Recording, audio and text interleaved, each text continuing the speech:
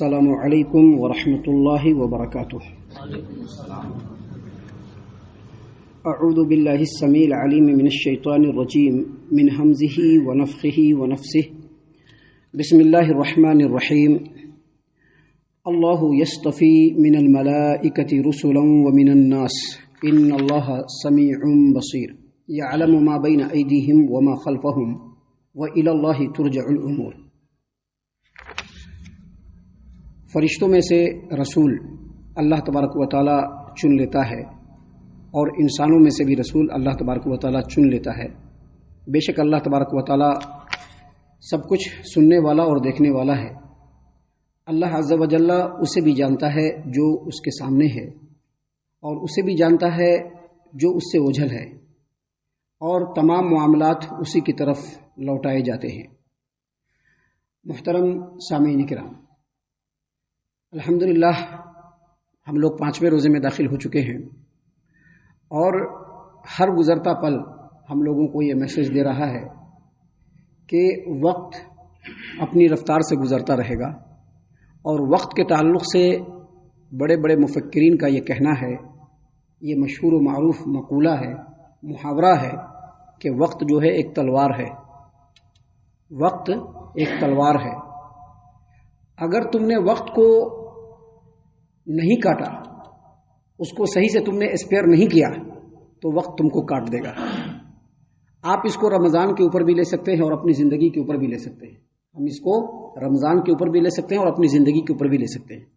یہ جو 1 مہینے کا رمضان ہم لوگوں کے درمیان میں آیا ہے، یہ بہت ہی قیمتی اور سنہرا موقع ہے، اپنے گناہوں کو رب العالمین کے بارگاہ میں پیش کر کے اس سے معافی اور تلافی کرانے کا، اپنے گناہوں سے پاک صاف ہونے کا۔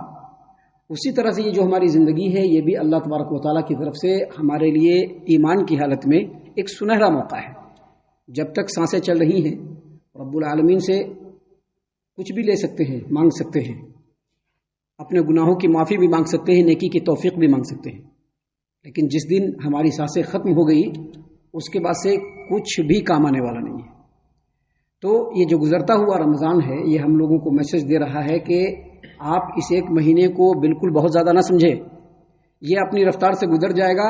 ہم لوگوں کو بالکل الرٹ ہو کر کے، ہوشیار ہو کر کے رمضان کے مہینے کے ہر دن، ہر گھنٹے، ہر لمحے کو اللہ تبارک و تعالیٰ کی رضامندی کے کاموں میں اسپیئر کرنے کی کوشش کرنا ہے۔ محترم سامعین کرام، اللہ تبارک و تعالیٰ ہماری نیکیوں کو قبول فرمائے، ہماری نمازوں کو، ہمارے روزوں کو، ہمارے صدقات و خیرات کو قبول فرمائے۔ جو کوتاہیاں اور کمی اللہ تبارک و تعالیٰ جو کوتاہیاں اور کمی ہم سے ہو رہی ہیں، اللہ تبارک و تعالیٰ ان کو معاف فرمائے، اور آگے مزید اللہ تبارک و تعالیٰ نیکیوں کو انجام دینے کی توفیق عنایت فرمائے، آمین۔ سامعین کرام، ابھی ہم نے آپ کے سامنے سورۃ الحج، سورہ نمبر 22 اور اسی سورت سے آیت نمبر 75 76 یعنی 75 اور 76 یہ 2 آیات تلاوت کی ہیں۔ اللہ کی توفیق سے ان آیتوں کا ترجمہ بھی ہم نے آپ کے سامنے پیش کیا ہے۔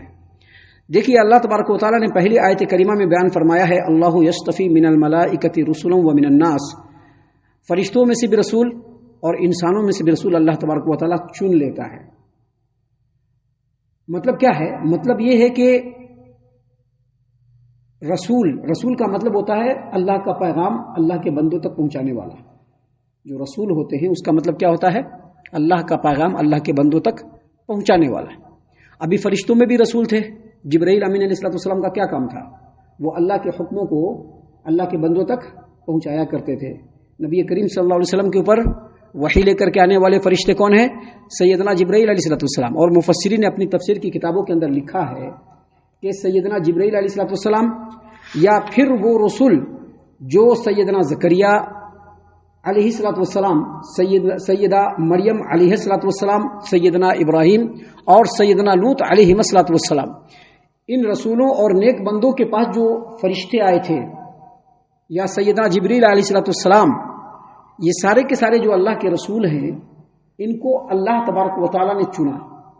حالانکہ فرشتے تو بہت سارے ہیں، لیکن اللہ تبارک و تعالیٰ نے ان میں سے ان کو چنا۔ کیوں چنا؟ تاکہ اللہ کے پیغام کو اللہ کے بندوں تک پہنچا دیں۔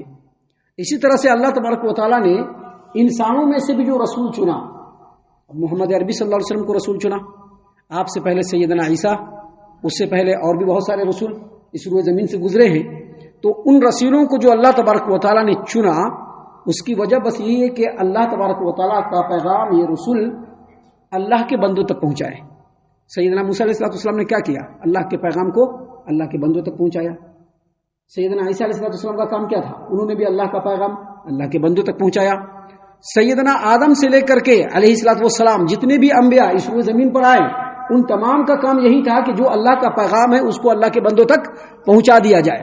تو اللہ تبارک و تعالیٰ نے جو اس آیت کریمہ میں بات بیان فرمائی ہے اس کے پیچھے اصل میں ایک وجہ ہے، ایک ریزن ہے. وجہ کیا ہے، ریزن کیا ہے؟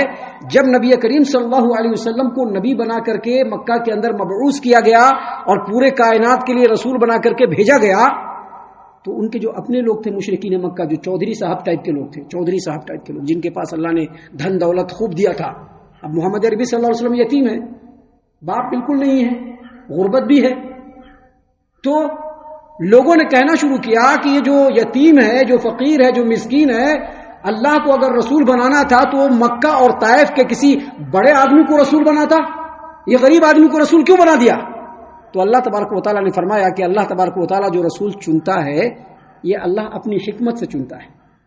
کون رسالت کا حقدار ہے، کون رسالت کو ڈیزرو کرتا ہے، کون اس کا اہل ہے، اللہ اس کو خوب جانتا ہے اور اسی بندے کو اللہ تبارک و تعالیٰ رسول بناتا ہے. تمہارے کہنے اور نہ کہنے سے کچھ نہیں ہو سکتا ہے، یہ اللہ تبارک و تعالیٰ اپنی حکمت سے کرتا ہے.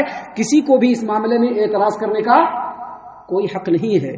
اسی لیے اللہ تبارک و تعالیٰ نے یہاں پر بیان فرمایا اللہ یصطفی من الملائکۃ رسلا ومن الناس، فرشتوں میں سے بھی رسول اور انسانوں میں سے بھی رسول اللہ تبارک و تعالیٰ چن لیتا ہے.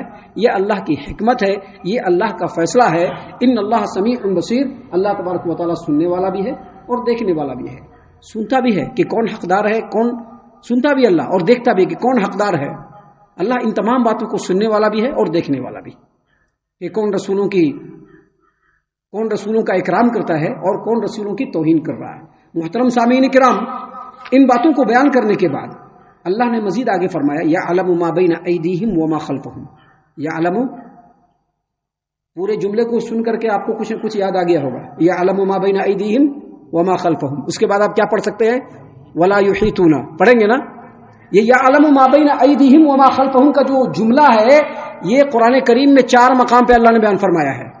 سب سے پہلے سورۃ البقرہ کے آیت الکرسی میں، آیت نمبر 255 میں اللہ نے آیت الکرسی میں کہا یعلم ما بین ایدیہم وما خلفہم، اور اس کے بعد اللہ تبارک و تعالیٰ نے اسی بات کو قرآن کریم کے سورہ طٰہٰ آیت نمبر 110 میں بیان فرمایا ہے.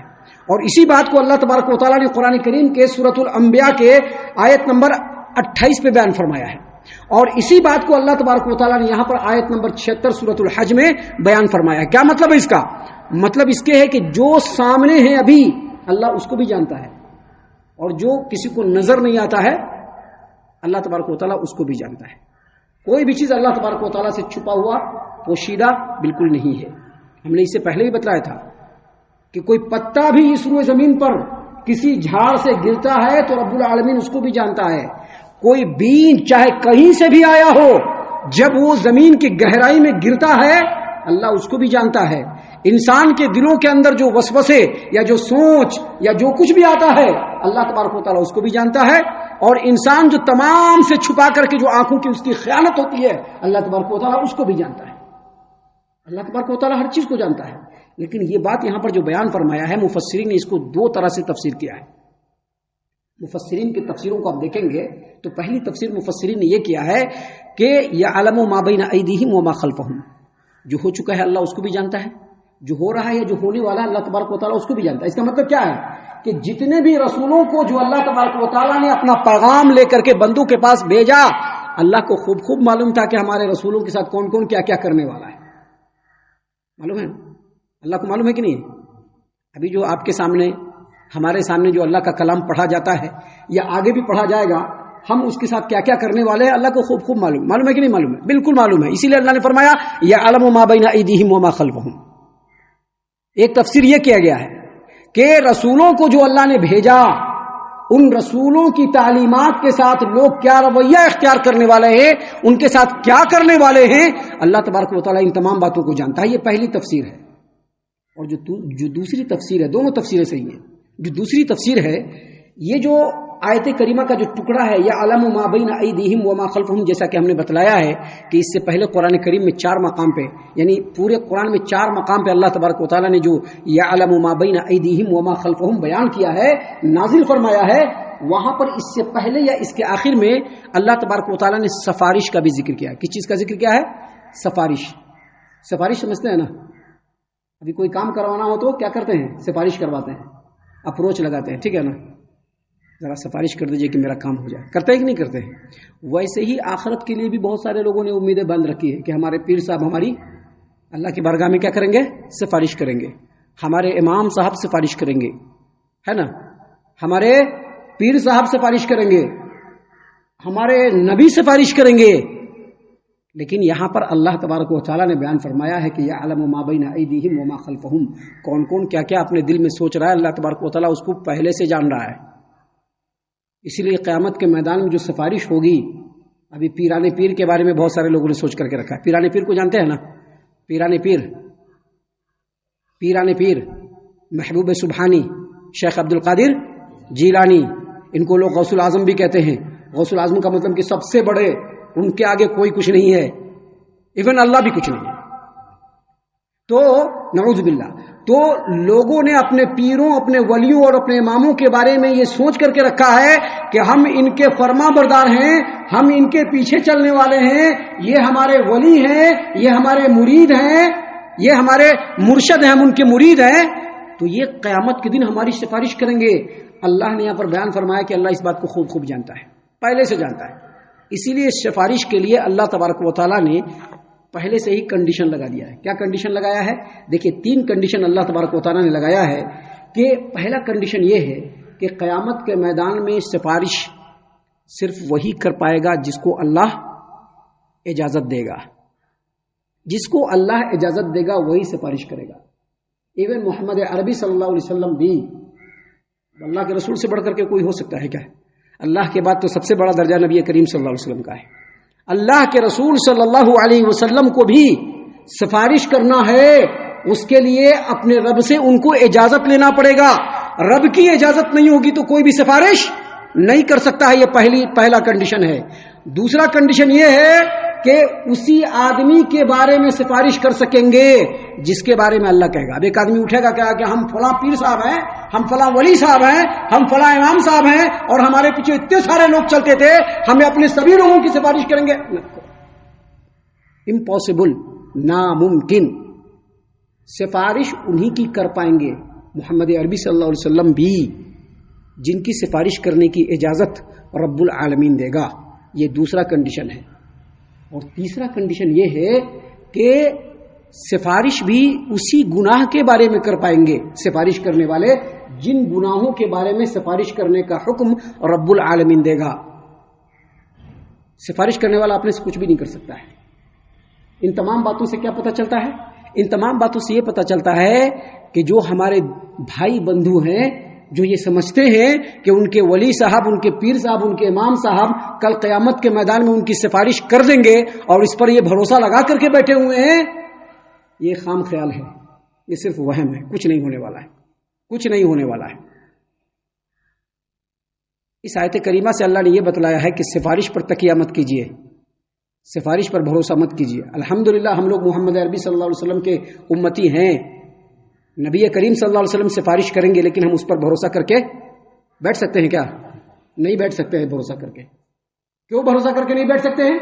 اس لیے بھروسہ کر کے نہیں بیٹھ سکتے ہیں کیونکہ نبی کریم صلی اللہ علیہ وسلم نے اپنی حیات مبارکہ میں ہی اپنے قوم کے لوگوں کو کہہ دیا کہ اے بنو ہاشم، قیامت کے دن ہم سے کوئی امید لگا کر کے مت بیٹھنا، جو مانگنا ہے ابھی مانگ لو۔ اے میری پھوپھی صفیہ، قیامت کے دن مجھ سے کچھ بھروسہ لگا کر کے مت بیٹھنا، جو مانگنا ہے آج ہی مانگ لو۔ مال دے دیں گے، دولت دے دیں گے، لیکن قیامت کے دن تمہارے لیے کچھ بھی نہیں کر پائیں گے۔ اے میری پیاری بیٹی فاطمہ، کچھ ہونا تو ابھی مانگ لو، کل قیامت کے میدان میں تمہارے لیے کچھ بھی نہیں کر پاؤں گا۔ اس کا مطلب کیا ہوا؟ سفارش پر بھروسہ کر کے نہیں بیٹھ سکتے۔ الحمدللہ نبی صلی اللہ علیہ وسلم سفارش کریں گے، اس پر یقین ہے، لیکن ہم اس پر بھروسہ کر کے نہیں بیٹھ سکتے، بلکہ ہم کو کرنا یہ ہے کہ دنیا میں وہی اعمال انجام دینے ہیں جو رب کو راضی کرنے والے ہیں۔ سامعین اکرام، اب جو اگلی آیات آپ کے سامنے کل پیش کی جائے گی اس میں اللہ نے ان باتوں کو بیان فرمایا ہے، لیکن یہاں پر اللہ نے فرمایا یعلم ما بین ایدیہم وما خلفہم، اللہ کو معلوم پہلے سے ہے کہ بہت سارے لوگ نبی صلی اللہ علیہ وسلم کی امت میں مسلمان تو بنیں گے، لیکن یہ سوچ لیں گے کہ ہم تو نبی کی امت ہے، ہماری تو سفارش ہو ہی جائے گی۔ کہا کہ سفارش پر بھروسہ کر کے مت بیٹھنا۔ بہت سارے لوگ ہمارے نبی کی امت میں ہوں گے، وہ کہیں گے کہ ہمارے لیے پیرانے پیر کافی ہیں، ہمارے لیے فلاں پیر صاحب کافی ہیں، ہمارے لیے فلاں بابا صاحب کافی ہیں، ہمارے لیے فلاں جو ہے ہمارا جو ہے ہمارے فلاں امام صاحب جو ہے وہ ہماری سفارش کر دیں گے۔ اللہ نے کہا یعلم ما بین ایدیہم وما خلفہم، اللہ کو سب معلوم ہے، اللہ کو سب معلوم ہے، کیونکہ اللہ کو سامنے کی بات بھی معلوم ہے، جو ہو چکا وہ بھی معلوم ہے، جو سامنے ہے وہ بھی معلوم ہے، جو نظر سے اوجھل ہے رب کو وہ بھی معلوم ہے۔ اس لیے اللہ نے کنڈیشن لگا دیا کہ سفارش وہی کرے گا جس کو اللہ اجازت دے گا، اسی کے بارے میں سفارش کرے گا جس کے بارے میں اللہ اجازت دے گا، اور اسی گناہ کے بارے میں سفارش کر سکتا ہے جس کے بارے میں اللہ اجازت دے گا۔ اور اس کے بعد آگے اللہ نے فرمایا وَإِلَى اللَّهِ تُرْجَعُ الْأُمُورُ، ہر چیز کس کی طرف لوٹنے والا ہے؟ اللہ تبارک و تعالیٰ کی طرف۔ مطلب کیا ہے کہ جب سب چیز اللہ کی طرف لوٹنے والا ہے تو اطاعت اور فرما برداری کس کی جائے گی؟ اللہ تبارک و تعالیٰ کی ہی کی جائے گی۔ کوئی سفارش پر بھروسہ کر کے بیٹھ جائے گویا وہ اللہ کی طرف نہیں لوٹ رہا ہے۔ رحم کس کا چاہیے؟ اللہ کا ہی چاہیے نا۔ عافیت کس کی چاہیے؟ اللہ کی ہی چاہیے نا۔ مہربانی کس کی چاہیے؟ اللہ کی ہی چاہیے۔ فضل کس کا چاہیے؟ اللہ تبارک و تعالیٰ کا ہی چاہیے۔ شفقت کس کی چاہیے؟ رب العالمین کی ہی چاہیے۔ تو پھر ہم سفارش پر بھروسہ کیوں کریں؟ سفارش کا دن آئے گا، نبی صلی اللہ علیہ وسلم سفارش کریں گے، الحمدللہ ہم لوگوں کو فائدہ ہو جائے گا، لیکن کب فائدہ ہوگا؟ جب ہم ویسا عمل کرے رہیں گے تب تو۔ جب ہم عمل ہی نہیں کرے رہیں گے تو نبی کی سفارش ہم کو کہاں سے فائدہ پہنچانے والی ہے؟ لہٰذا ان آیتوں کے ذریعے سے اللہ نے بتلایا ہے کہ تمام معاملات جب اللہ کی ذمہ ہے تو ہم لوگوں کو وہی کام کرنا چاہیے جو اللہ کی اطاعت و فرما برداری کے ہیں، اور جو کام اللہ تبارک و تعالیٰ کی اطاعت و فرما برداری کے ہیں وہ ہم تک پہنچانے والے کون ہیں؟ رسول صلی اللہ علیہ وسلم۔ لہذا ہم لوگوں کو وہی عمل انجام دینا چاہیے جو ہمارے نبی صلی اللہ علیہ وسلم نے رہنمائی کے طور پر ہم لوگوں کو بتلایا ہے۔ ہم اللہ سے دعا کرتے ہیں کہ اللہ تعالی ہم تمام کو ان باتوں کے اوپر خوب غور و فکر اور تدبر کرنے کے ساتھ ساتھ ان باتوں کے اوپر عمل کرنے کی بھی توفیق عنایت فرمائے، آمین۔ اللہ تعالی ہم تمام کو صحیح معنوں میں پکا سچا مومن مسلمان بنائے، اللہ اور اس کے رسول صلی اللہ علیہ وسلم کی اطاعت و فرما برداری کرنے والا بنائے، صحابہ کرام رضی اللہ عنہم کے طریقے پر چلنے والا بنائے، جنت الفردوس میں جگہ عطا فرمائے۔ اے اللہ ہم تمام کو جہنم سے پناہ دے، اے رب العالمین ہم تمام کو جہنم سے پناہ دے، اے مالک الملک ہم تمام کو جہنم سے پناہ دے، آمین یا رب العالمین۔ وما علینا الا البلاغ المبین۔ تبارك الذي نزل الفرقان على عبده ليكون للعالمين نذيرا